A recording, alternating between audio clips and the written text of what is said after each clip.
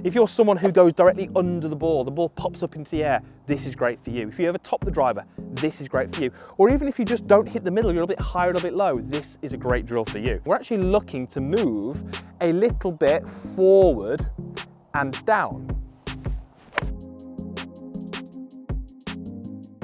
So, have you ever had one of those days on the golf course where the driver, you just can't miss? It's long and it's straight, but you can't hit the irons, you're really struggling. And then maybe the next time you play, the irons are great, you can't miss a green, the stroke feels great, but the driver isn't working. So why does that happen?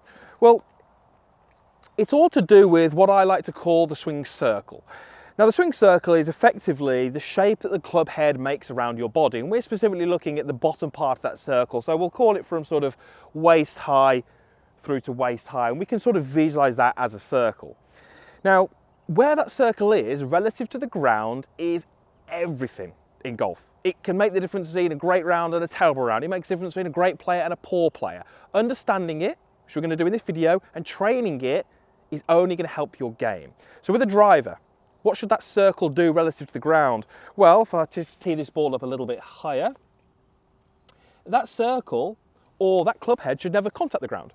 You know, that golf club should come down, get fairly close to the ground, but not hit it, and then work upwards, hit the ball, and continue through. The circle is above the ground.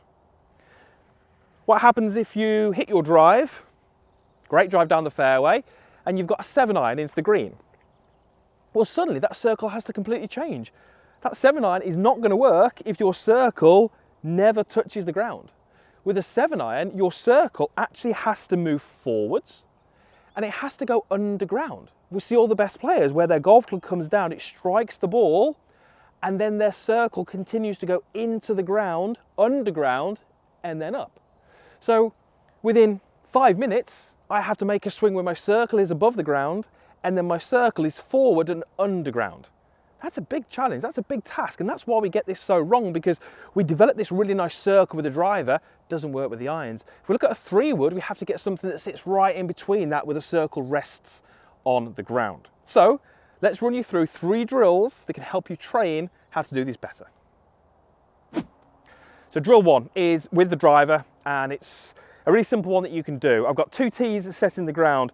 The forward tee, which is the highest tee, that would be the normal tee height that I would use for a driver. How I'd tee my ball up, clearly there's no ball on there.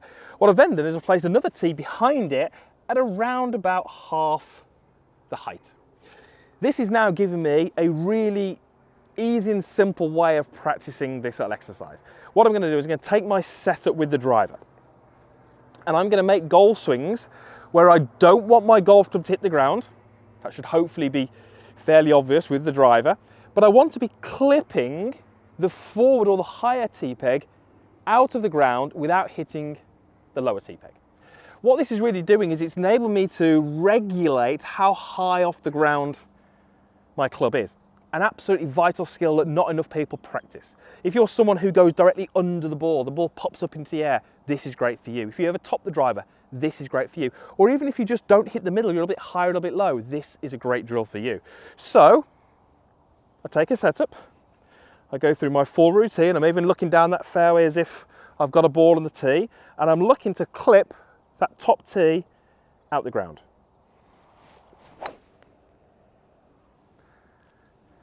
It's probably gone out of shot on that camera, but you should see it's disappeared. The low tee is still in place, but the high tee moved.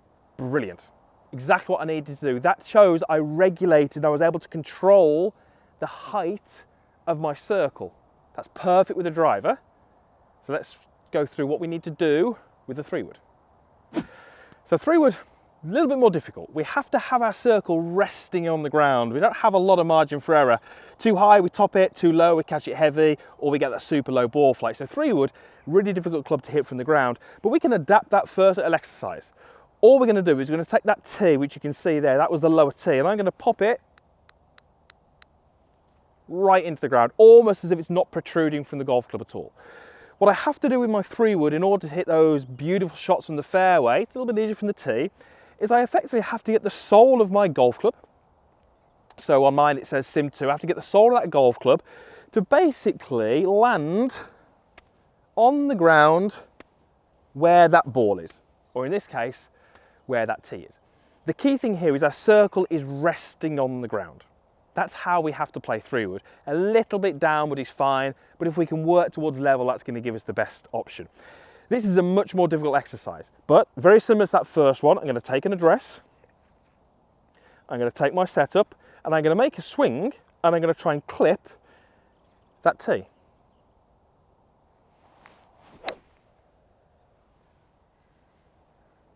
I reckon I missed. I didn't feel the tee, I actually saw a little mark on the ground in front of it. If that was a golf shot, that's not giving me the best result. That might have been a little bit thin. I might have got a ball flight which wasn't particularly desirable. So that shows you just how hard it is. Let's go again, see if we can clip that tee. And I might give myself that one. Wasn't perfect, I might have just caught the top of it, but that is super difficult. But that's why many of you will struggle with a 3-wood. You'll be too steep on it, ball comes out too low, or you'll be too high on it, you top it, and that's why you pop it on a tee peg and suddenly it becomes a lot easier to use. That is one of the most difficult exercises you can do, but work on it and you're going to find your 3-woods start to be performing much, much better. Right, let's move on to the final one, which is the iron. And finally, the 3-ball drill is going to help us with our irons. So with the irons, what do we need? That circle needs to be lower, it needs to be underground, and it needs to be forward. So the lowest part of our golf swing has to happen target side of the ball. You can see I've got 3 golf balls set out here in a line. I'm going to be hitting the middle golf ball. Once I've hit that golf ball, the other 2 are very simply going to give me an indication as to where my ball was. I can then start to assess where was the ground contact relative to that ball. We're looking for the divot to start about where these balls are and be forward towards the target. So how do we actually move our circle down and underground and forward? How do we do that? Well, we don't want that with the driver, so we're going to have some slightly different movements. With the iron, what we're looking to do is as we start to our downswing, we're actually looking to move a little bit forward and down. What that does is it effectively moves my circle forward and down, allows me to create that strike that I want. Not really what we see with the driver. With the driver, yes, we're looking at putting pressure to the left side, but the head stays back and we often move this way to swing up on it, and that's the movement you're going to need to clip that tee out the ground. With an iron, it's very, very different. So on this shot, number 1 is my intent is different. I actually want my circle to be underground. I have to be confident that hitting the ground is a good thing. I don't want to be fearing the ground. And provided I can move enough forwards, that contact should be exactly where it needs to be relative to those balls.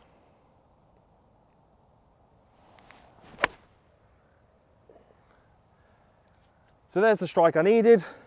Everything that I need as feedback is right there in front of me. The shot was good, the strike felt good. I look down, I can see that my divot started pretty much here, which is exactly where it was, where my ball was. It's moved forward. My circle relative to the ball was perfect. So if you want to have those days where every club in your bag is working, this is a great drill for you. What I'd have you do is alternate.